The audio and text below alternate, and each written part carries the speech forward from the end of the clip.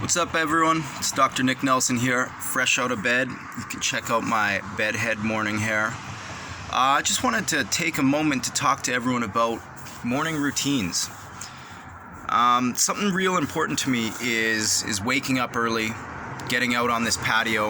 This is where I start my day every day. If you can see, got the river valley right across there, Riverdale, where my parents grew up. And I come out in my bedroom and I come sit down and I grab a book. I grab a book and I grab a coffee. And I spend at least an hour every single morning going through this ritual. Now, the reason this ritual is so important to me is not only does it help me stay on top of my information, stay on top of the ideas that are important to me, but it helps me settle into the day. So I wake up and I do what's most important to me first, okay? So if you're somebody that being in shape, getting fit is your number one priority, then you may wake up and you may work out first thing. When I was a personal trainer and I was working 6 days a week, sometimes I was even doing 2 days for a few years at a time, I couldn't wake up and train first thing in the morning. It's just not where my energy sources were, where my energy levels were. So 10 o'clock in the morning was kind of my prime time. But with reading, I'm able to wake up and I'm able to grab a book and slowly wake up as I'm reading with my coffee and really start to enjoy the day. Now, the reason this is important to me is because it gives me a place that I can anchor to every morning. I anchor to this experience, to this routine, because it gives me a platform. From here, I level. Every morning, reading is my meditation. I get my head right, I get my head straight, I get my heart right, and I fill myself with inspiration, and I fill myself with ideas, and that helps me spend the rest of the day implementing those ideas. So if you're feeling a little anxious in life, or feeling like you're not quite where you want to be, or you have some undefined turmoil inside that you want to do more, then start yourself with a routine that enables you to do more. If you want to write a book, wake up first thing in the morning, write for an hour. If you want to feel like you're more open, you can wake up and do yoga. You can wake up and meditate. You can wake up and read. You can wake up and sing. But do something in the morning, every morning, that gets you set before you go to work. Because your job should inspire you. If you're in the career and the profession that you want to be in, your job should inspire you every day, and you should wake up wanting to be there. But the fact of the matter is, that's not most people's situations.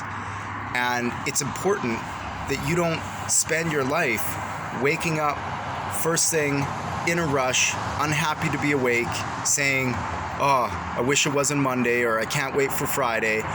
Go to work, spend your whole day somewhere that you don't want to be, come home to the stress of it, make a meal or order a meal from Skip the Dishes, because that seems to be the most common thing these days, and go to bed angry, pissed off, or just simply unmotivated to do anything else. Your day is your day every single day, and your day becomes your week becomes your month becomes your year, and your year becomes your life. So do what's important to you and make sure that you make time for it. The last thing you want to do is be somebody that's always saying, oh, I wish I could, or I don't have time to, and talking about the same dreams and the same ideas that you want to implement. Because guess what? I know a lot of those people, and they told me those same ideas when I started school. 9 years ago, I went back to undergraduate. I had to do a year of upgrading. Barely passed high school because I didn't care about school. So I had to do a year of upgrading before I could even get into an undergrad. So I had to do that. Then I did undergrad for 4.5 years actually. And I heard everyone talk about throughout that whole time the things they wish they could do, going back to school, the degree they wish they had, but they just don't have time, you know? Life is moving too fast and it's just too much of a setback. Then I went to graduate school. I did another 4 years there, 3.5 years. And same people, same things, same ideas. And now I'm here, and now I'm implementing all the stuff that I want to do, and I'm creating my dream. And guess who I still hear? The same people, the same ideas they wish they had, the same regrets. So now we're 9 years down the road. They could have gotten any degree they wanted. They could have became a doctor. They could have became a lawyer. They could have became anything they wanted. They could have moved to LA to pursue acting, to pursue singing. They could have done any of those things. But they did zero of those things. And to me, it's really important that people start to realize that tomorrow you can be different than you are today. Next year, you can be a completely different person than you are today. Change is supposed to happen. When people say that individuals can't change, that's complete bullshit. You can change right now. You can change in this minute, in this second, because you decided to. And yeah, it's going to be messy.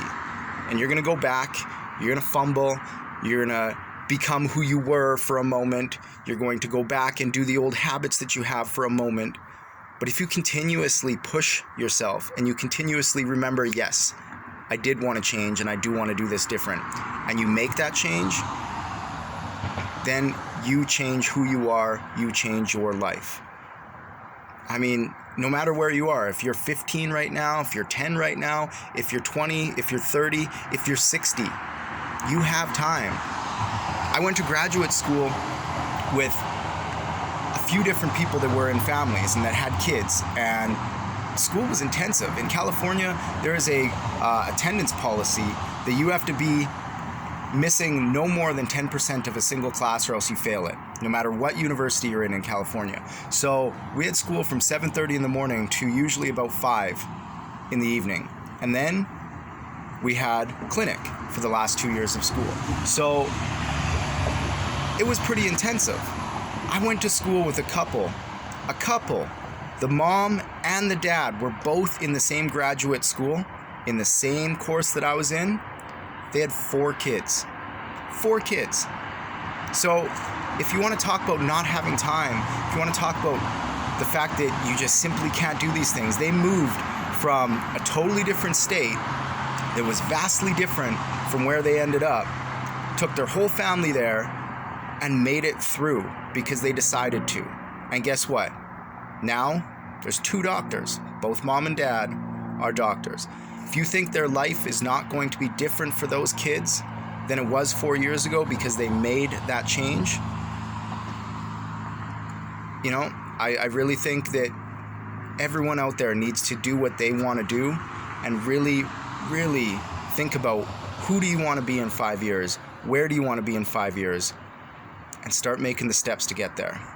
And that starts with your morning routine.